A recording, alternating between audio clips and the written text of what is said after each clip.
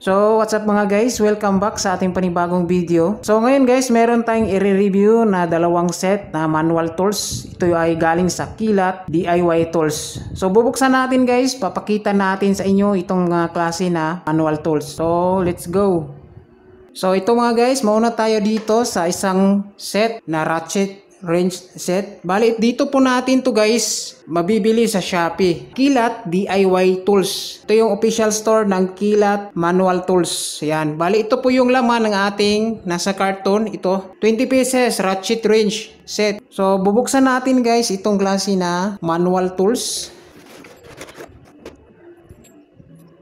Ayan po mga guys oh.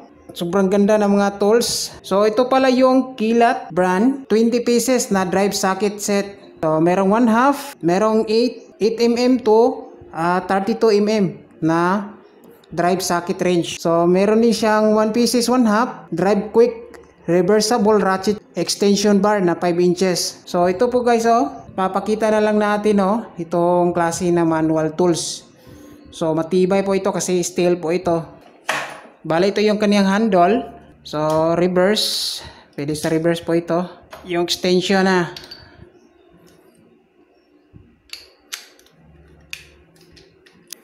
Maganda siya gamitin mga guys. Maganda yung item oh.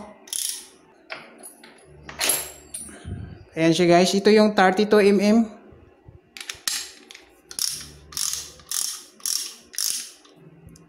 I-reverse naman natin. Pwede siya sa reverse. Ayan. So, available po ito mga guys sa Kilat DIY Tools. So, bubuksan naman natin guys yung isa, yung malaki na manual tools set.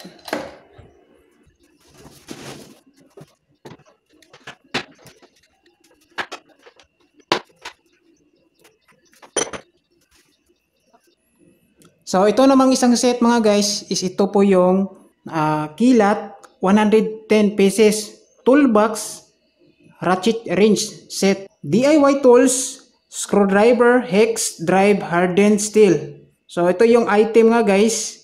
Galing rin to sa Kilat DIY tools.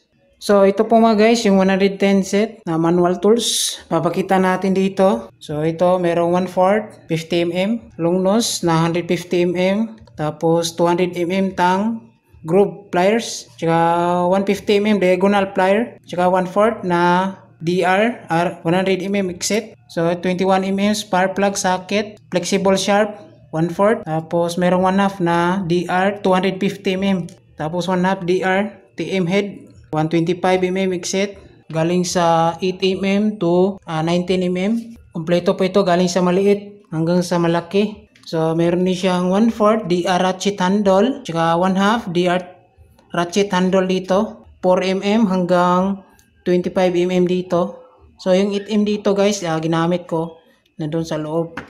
Yan yung nagkabit kami ng speaker. Merong bit driver 1/75mm, 2/100mm, 5.5/75mm, tsaka 6.5 100mm.